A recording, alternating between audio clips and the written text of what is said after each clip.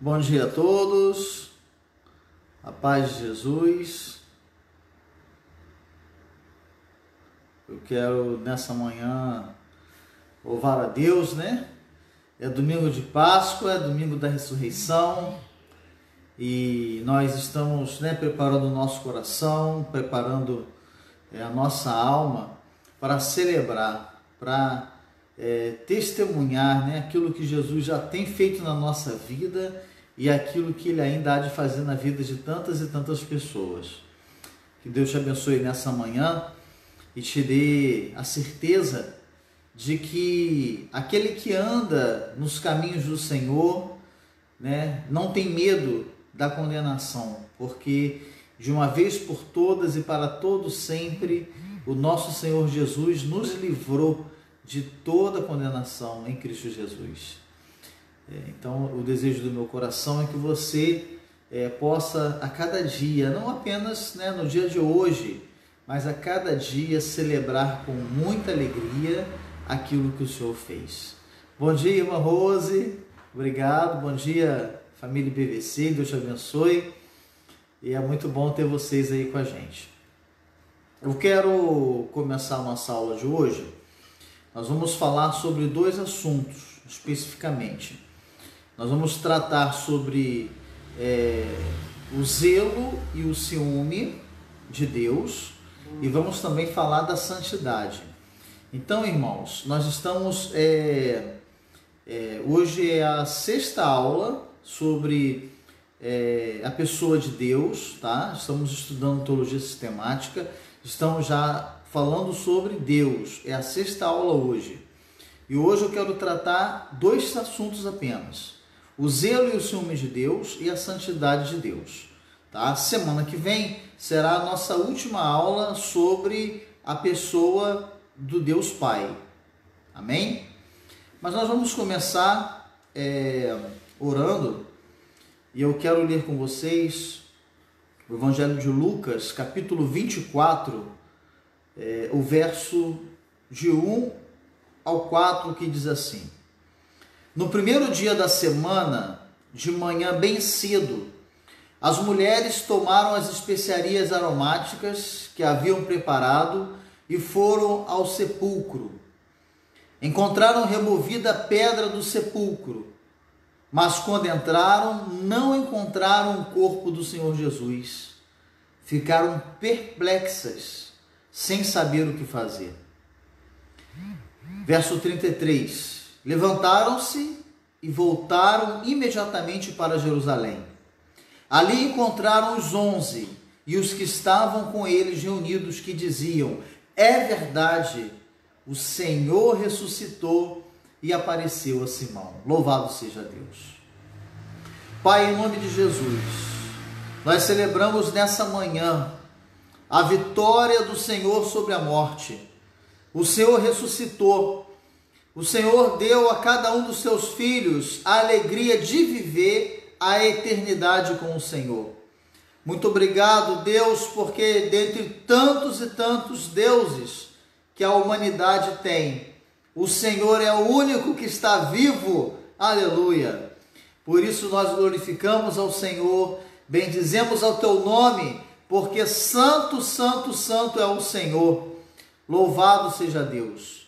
E que mais importante do que tudo, que o Senhor possa ressuscitar no coração de tantas e tantas pessoas que estão ainda perdidas, porque não reconheceram, não se arrependeram dos seus pecados, ainda não se endireitaram os seus caminhos no Senhor, mas que no dia de hoje, de forma mundial e sobrenatural, elas possam experimentar a alegria de viver a certeza, a esperança, a salvação no Senhor.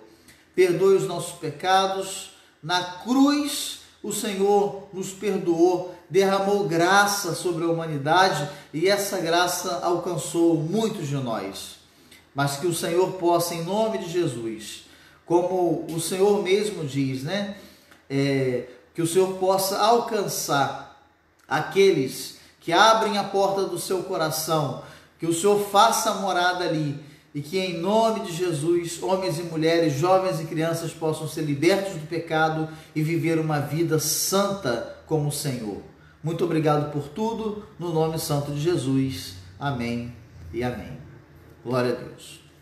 Bom dia, irmãos, a irmã Lúcia, sempre aí com a gente, a irmã Carmen, né? Que alegria ter a irmã Carmen, irmã Valéria, irmão Rogério, Marinete, Marcinho, irmã Lúcia, Deus abençoe os irmãos, tá? Com muita alegria, estamos juntos aí. Estamos na sexta aula, tá? É a penúltima aula sobre a pessoa de Deus, teologia sistemática. E a gente nessa manhã vai estar tratando sobre dois assuntos, o zelo e o ciúme e a santidade de Deus, tá? Eu quero já pensar com você, eu vou estar virando aqui a câmera para facilitar para vocês, tá? Isso aí, o zelo e o ciúme. Deuteronômio capítulo 4, verso 24, diz assim: porque o Senhor vosso Deus é um fogo consumidor e é um Deus zeloso. É muito interessante a gente pensar no zelo de Deus e no cuidado de Deus, porque a gente fica pensando como que pode um Deus que é santo, um Deus que é perfeito, um Deus que é amor, sentir ciúmes, né? Como que pode isso? Deus sente ciúme de você, Deus sente ciúme de todos nós, Deus sente ciúme da nação, da humanidade. Mas aí a pergunta que a gente faz, se Deus ele é, dentre os seus atributos, onisciente, onipotente e onipresente, como que pode um Deus, né, sentir ciúme? Será que Deus ele é limitado? Ele não consegue administrar suas emoções? Já se perguntou isso? É interessante pensar no ciúme de Deus.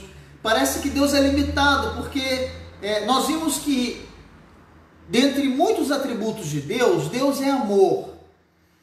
Sendo Ele amor, sendo Ele onipotente, Ele tem todo o poder, né, inclusive para administrar as suas emoções. Como que agora a Bíblia vai dizer que Ele sente ciúme? Sentir ciúme não é uma limitação? Então a gente tem que entender um pouco isso, e para entender melhor, a gente sempre precisa estudar o original da Bíblia. Por quê? Porque a gente perde muito com a tradução. Eu tenho falado isso com vocês, porque na tradução a gente perde muito o sentido original da palavra. Então, a palavra no hebraico para ciúme é caná, no hebraico. Eu não tenho como traduzir para vocês aqui, para vocês verem, porque o meu computador não tem essa fonte, né, em hebraico e grego. Eu não sou muito expert em tecnologia, eu não sei fazer isso. Mas o que eu quero dizer para você é o seguinte: no grego, no hebraico original, a palavra para ciúme é caná. Significa inveja. Dentre tantas outras palavras, ciúme é inveja. Bem, então Deus tem inveja? Que tipo de inveja é essa de Deus? No grego, a palavra ciúme ela já vai ser traduzida por ardor, ou por fervor, ou por indignação. É mais interessante até pensar nisso. Ou seja, na Bíblia, toda vez que nós encontrarmos a palavra ciúme, ela pode significar ardor, ela pode significar fervor, ela pode significar indignação ou pode significar inveja. Então o que acontece? O nosso Deus, que Ele é amor, perfeito em todas as coisas, Ele nos ama tanto que Ele tem zelo por nós. O ciúme de Deus é um ciúme positivo. Não é um ciúme no aspecto negativo, quando nós sentimos ciúme da esposa, ciúme do filho, ciúme de um de um bem material, pode ser que a gente tenha ciúme, né? Mas eu acho que esse é o aspecto, é o ciúme no sentido do cuidado. Por exemplo, quem tem carro, você tem ciúme do seu carro? Tem, não tem? Você não empresta o seu carro para qualquer motorista. Por quê? Porque você tem zelo, você expressa um ciúme, mas não é um ciúme porque aquele bem tem muito valor, é o ciúme do cuidado, é o ciúme de como aquilo ali vai ser, né, tratado pela pessoa, pelo motorista com o qual você está emprestando o seu carro. Então é mais ou menos, só para a gente entender um pouco, esse tipo de ciúme que a Bíblia está tratando acerca de Deus.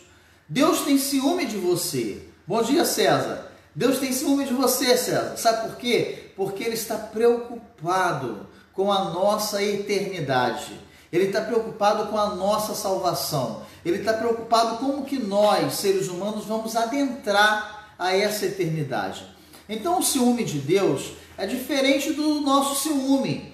O ciúme que a gente sente, né, pela nossa esposa, pelo nosso filho, pela nossa casa, é o ciúme do cuidado, porque a preocupação de Deus é que você não perca a sua alegria na salvação, é que você não perca a sua alegria em permanecer santo diante de Deus.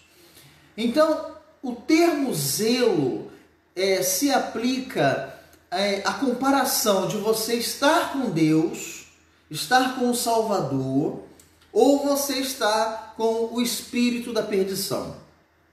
Ou seja, Deus tem tanto ciúme de você que Ele não quer que você se perca.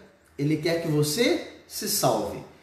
Lembra do texto? São duas portas, uma larga e espaçosa e uma estreita. A larga conduz à perdição, à destruição, né? À morte. Mas a estreita é a porta que conduz à vida. E são poucos que passarão por ela. Então Deus, ele tem ciúme. Por quê? Ele não quer que você vá para a porta larga. Deus tem ciúme de você, Leonardo, porque Ele quer que você vá para a porta estreita. Amém?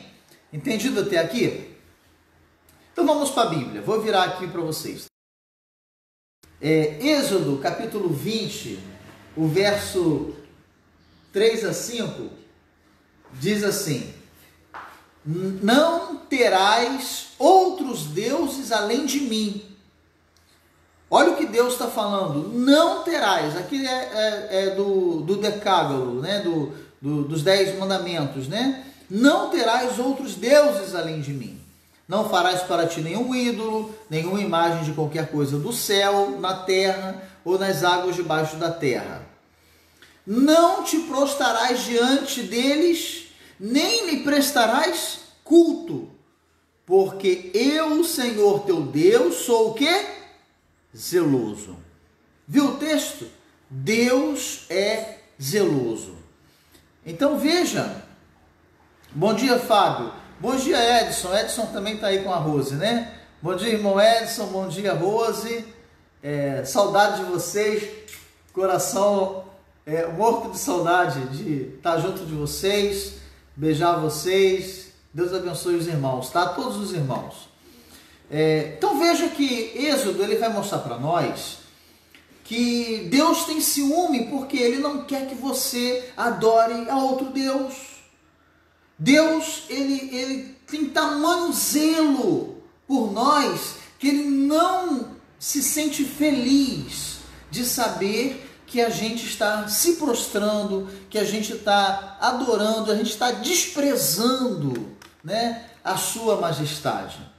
Então, o amor de Deus é a base para os sentimentos de cuidado, para quem Ele zela.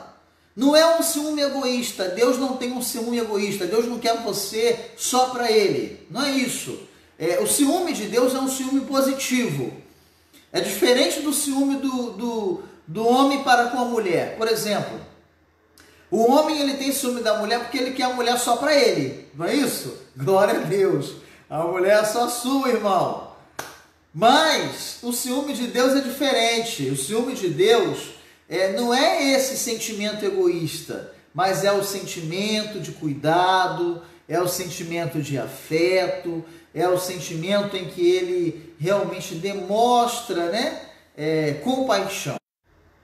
Teve uma pausa aqui que eu não entendi o que foi, tá, irmãos? Mas voltamos aqui.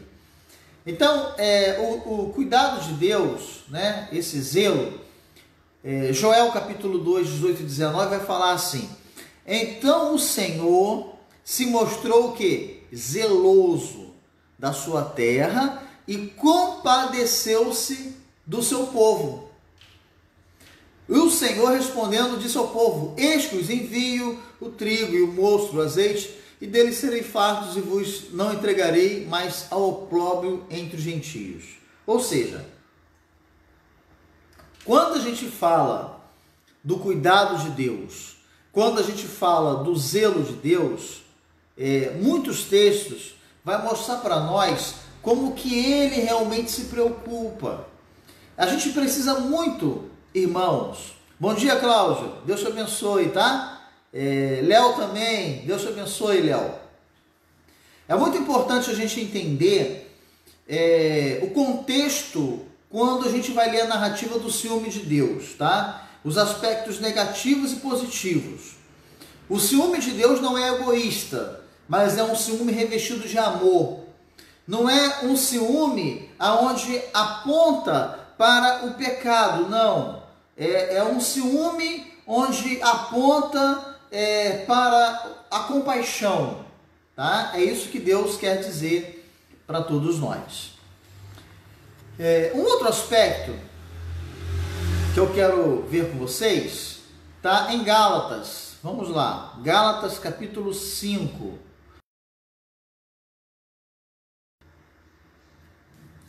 E 1 Coríntios capítulo 13, verso 4.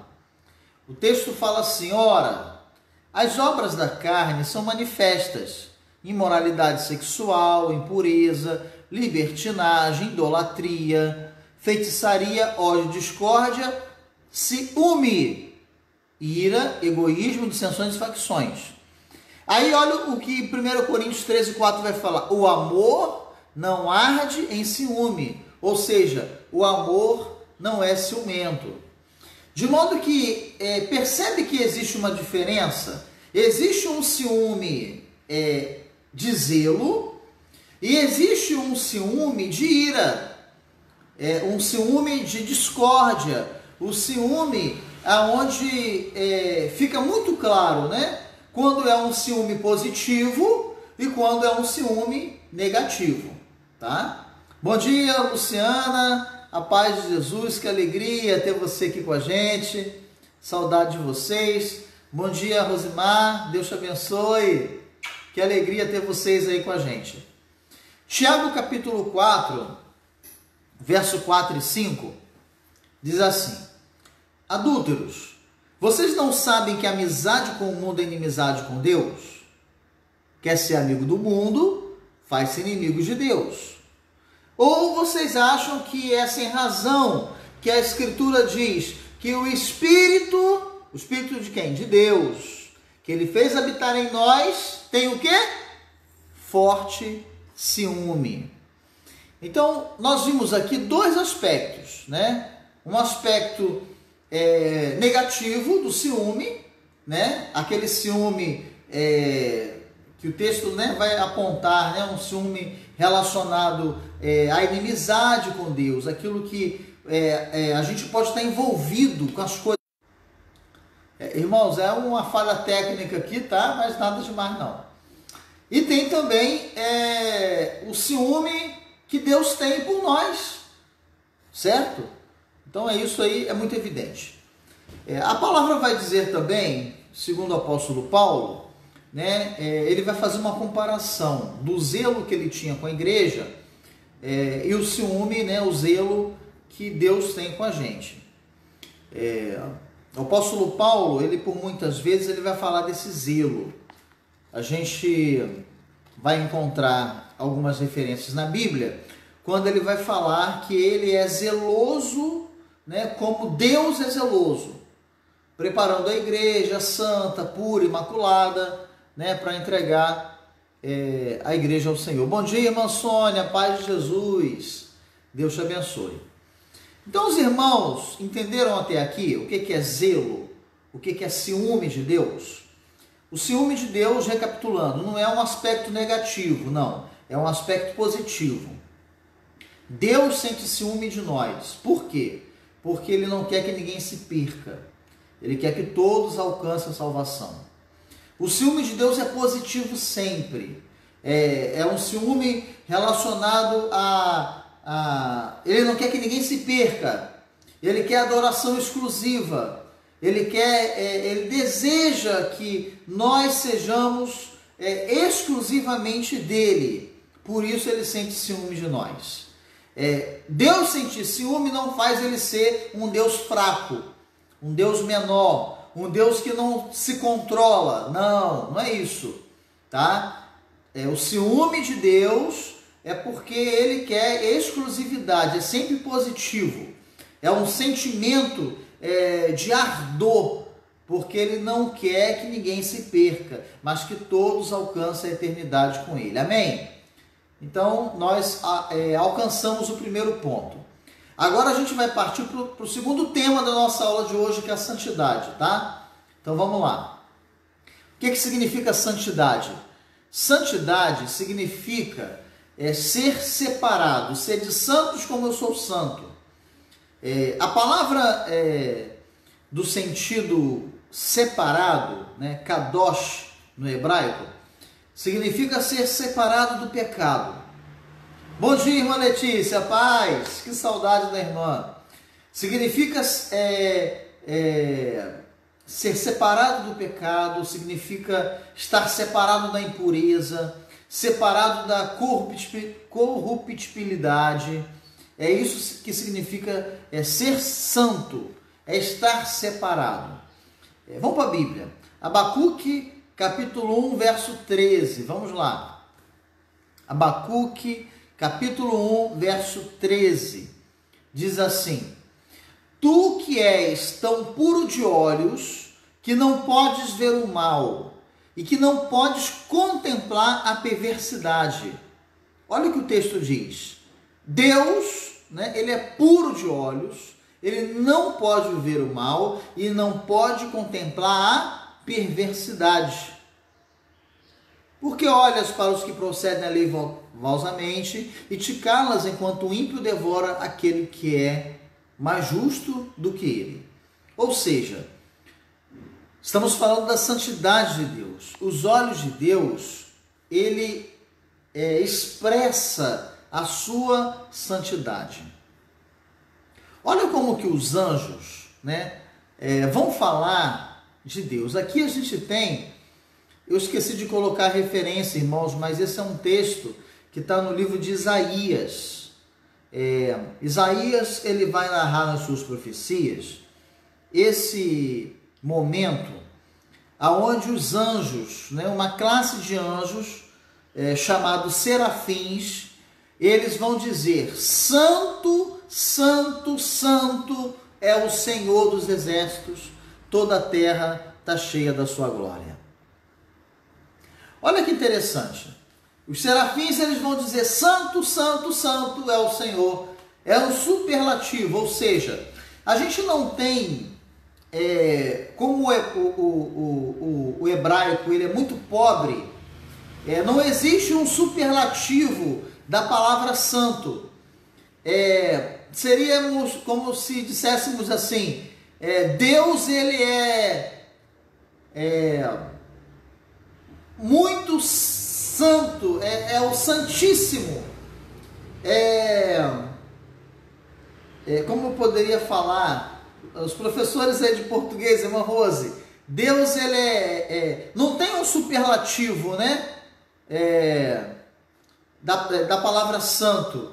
Por isso que o hebraico, pelo fato de ser muito pobre, ele vai repetir. Deus, ele não é só santo, ele é santo, santo, santo. É o mais alto grau de santidade, tá? Então o fato da tradução do hebraico para o português, a gente tem muitas perdas. E não existe uma palavra superlativa para expressar isso.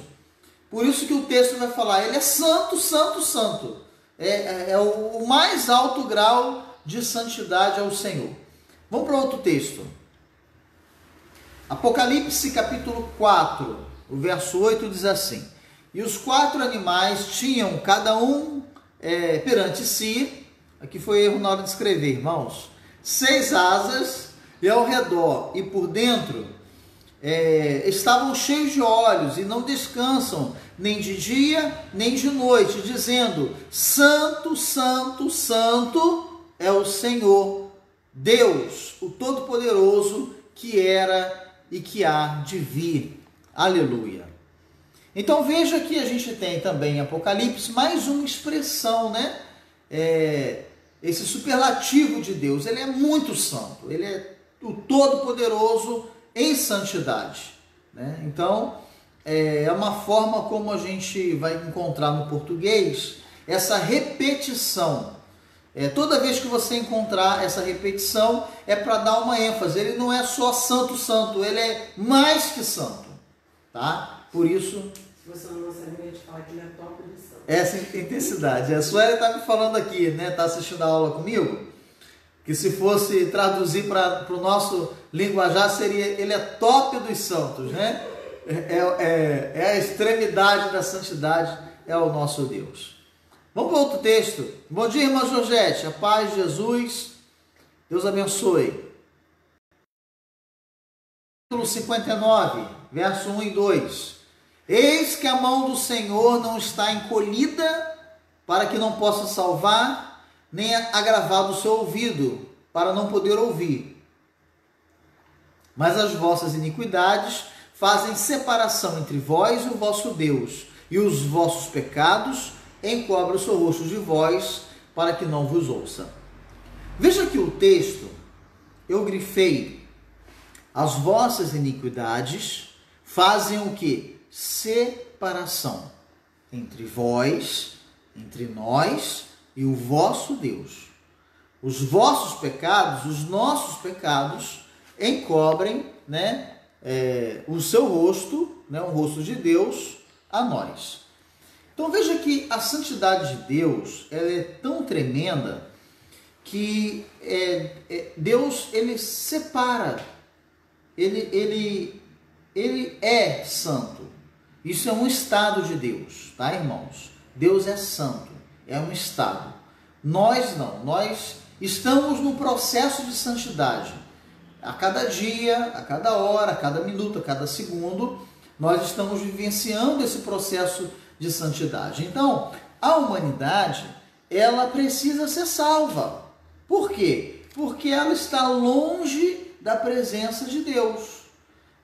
Deus, ele não pode colocar a sua face sobre um povo que é impuro, um povo que é iníquo, porque ele é santo. O olhar de Deus se volta para nós pela santidade. Isaías capítulo 57, verso 15, vamos lá. Diz assim: porque assim diz o alto e o sublime que habita na eternidade, e cujo nome é Santo. O alto e sublime que habita na eternidade, cujo nome é Santo. No alto e santo lugar habito, como também com o contrito e abatido de espírito, para vivificar o espírito dos abatidos e para vivificar o coração dos contritos. Então veja que Deus, né, ele, em diversas passagens, ele vai falar à igreja, ele vai falar à humanidade, né, da sua santidade. Deus é santo. Levítico 19, verso 2, é um texto lindo. Fala a toda a congregação dos filhos de Israel, diz-lhes: santo sereis, porque eu, o vosso Deus, sou santo. Teve uma falha técnica, nós estamos aqui de volta. Estamos falando da santidade de Deus, tá? Olha que o texto lindo fala pra gente, né? Sede santos, porque eu, vosso Deus, sou santo. Aleluia, irmã Lúcia, isso mesmo. 1 de Pedro, capítulo 1, verso 14 e 16. Olha o que diz: como filhos obedientes, não vos conformando com as concupiscências que antes havia em vossa ignorância, ou seja, antes, de conhecermos ao Senhor, de entendermos essa graça salvadora e libertadora, nós éramos o quê? Desobedientes. Estavam envolvidos nas concupiscências, nos desejos, do pecado, pela nossa ignorância. Mas olha o que o texto fala: mas, como é santo aquele que vos chamou, sede vós também santos em toda a vossa maneira de viver, porquanto está escrito: sede santos, porque eu sou santo. Então, antes de conhecermos o Senhor, como que nós éramos? Ignorantes, porque não entendíamos, o que era ser santo. É interessante isso, irmãos, porque a igreja, por muitos anos, eu digo a igreja católica, ela, e até hoje, ela escolhe as pessoas para serem santos, existe todo um percurso, a ser analisado na vida da pessoa para ela ser decretada pela Igreja Católica como santo. Mas olha como que Deus trata seus filhos, À medida que a gente se separa, no sentido de evitar o mal, evitar cometer pecados, manter a nossa vida em santidade, buscando, a verdade, buscando o amor, buscando, ser homens e mulheres, separados pelo Senhor, Ele já nos chama de santo. A santificação, ela é muito real na nossa vida. Olha o que a palavra de Deus diz em Hebreus capítulo 12. Olha só. Hebreus capítulo 12, verso 14.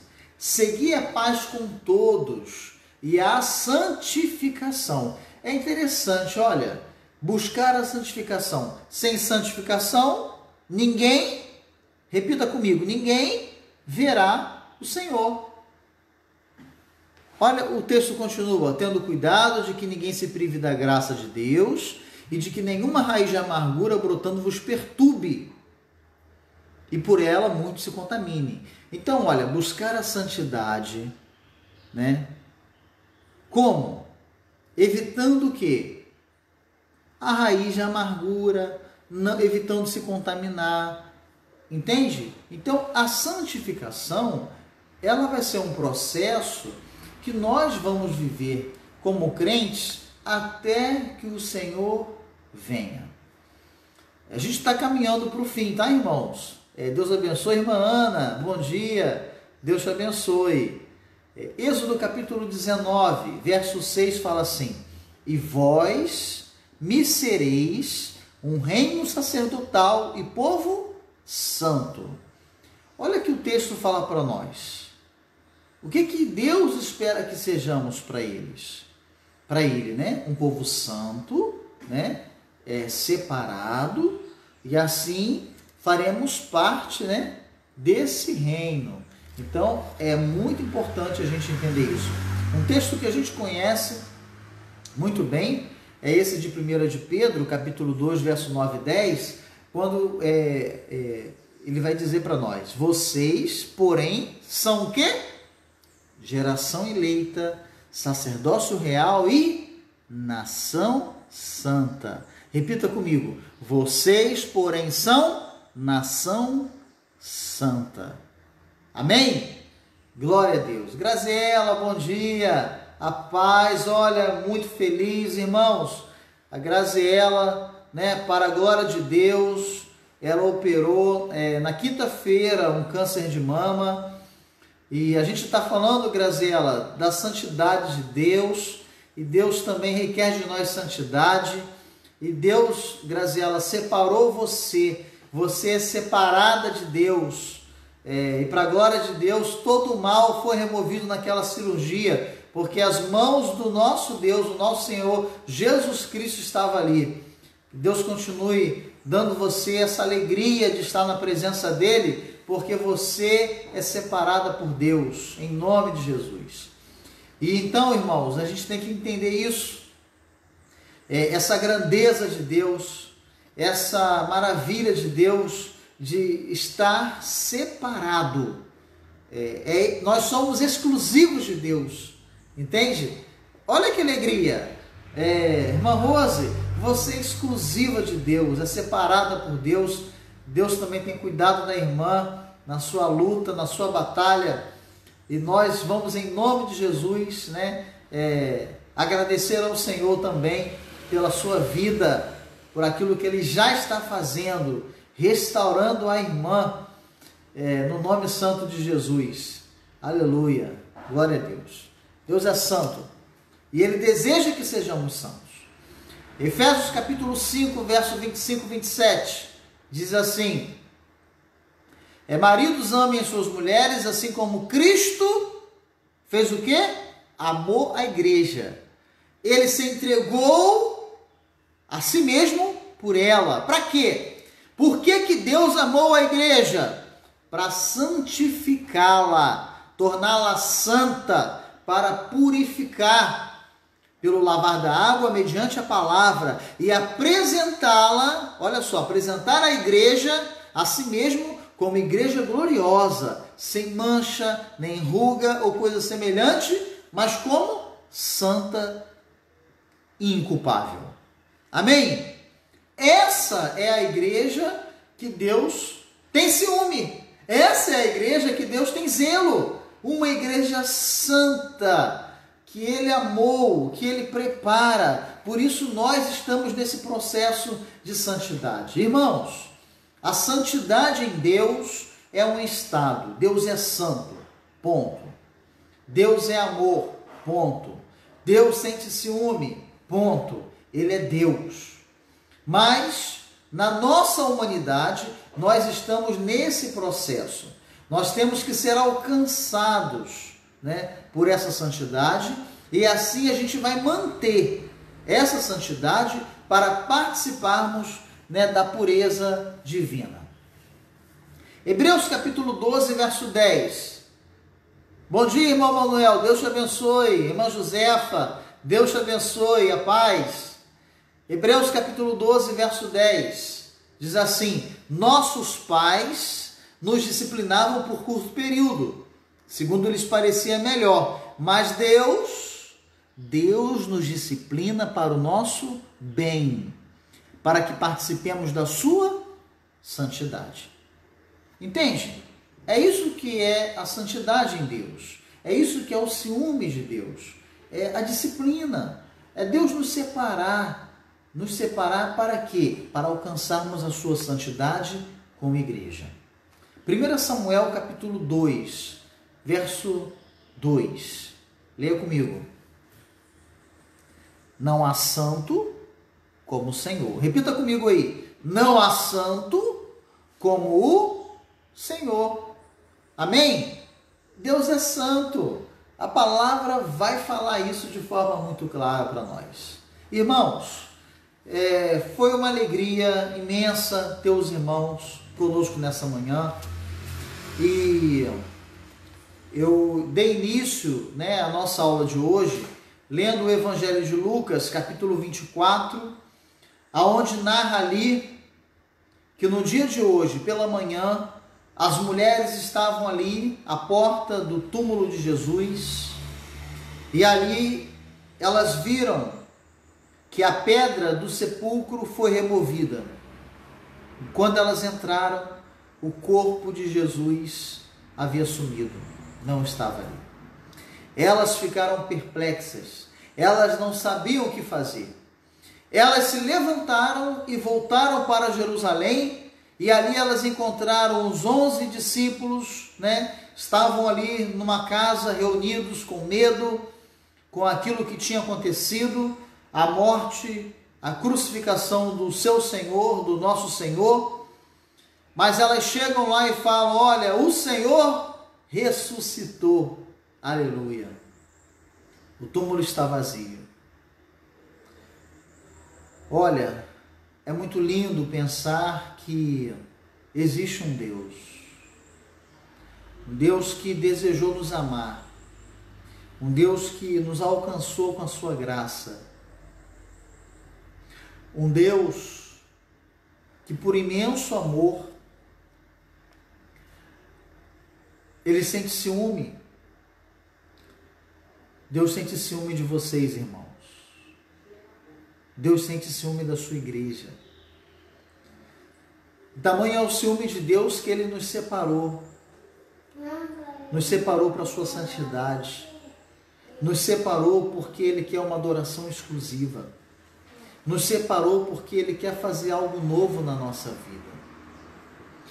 Esse tempo de quarentena é um tempo onde nós estamos voltando para aquilo que foi no início. A adoração a Deus nas casas, a adoração a Deus como família, a leitura da palavra sendo feita na presença dos filhos. Você tem entendido aquilo que Deus tem falado à igreja nesse tempo? Eu já falei isso aqui antes desse período de quarentena do Covid-19. Eu vim falando à igreja a necessidade da igreja abrir a mente, abrir o coração, abrir as suas casas para celebrar o nosso Senhor. E eu me lembro que nós tivemos pelo menos 5 casas abertas, mas só conseguimos fazer duas celebrações em 2 casas. Por quê? O que Deus tem falado ao teu coração nesse período que você, como igreja, agora está se reunindo na sua casa, estudando a Bíblia na sua casa, orando na sua casa, jejuando na sua casa? E hoje, pela misericórdia de Deus, nós vamos celebrar a ceia do Senhor na nossa casa. Deus usou um simples homem, um simples profeta. Eu me coloco diante de Deus como esse, para falar à igreja e despertar a igreja nesse tempo. O tempo de estar reunindo nas casas. Muitos não abriram as suas casas, mas eu creio que Deus tem falado ao teu coração. E esse tempo é o tempo de despertar como igreja. Irmãos, nós nunca tivemos em tantas casas. As últimas lives, nós tivemos mais de 400 visualizações. Chegamos a ter mais de 1000 visualizações. Pensa os irmãos que em cada casa tem 3, 4, 5 pessoas. Multiplique isso por 400. Olha quantas casas nós conseguimos alcançar. Encheríamos o nosso templo 5 ou 6 vezes mais lotados. É Deus. É Deus falando aquilo que só Ele pode fazer. É Deus movimentando o mundo de maneira que só Ele pode fazer. Talvez nós não conseguiríamos através da nossa habilidade, não, mas pelo poder de Deus. Entramos nesse mês, 30 dias de quarentena, em mais de 1000 casas, para a glória de Deus. Que você possa entender de Deus que hoje é o dia da ressurreição. Hoje é o dia de Deus ressuscitar no nosso coração aquilo que antes estava morto.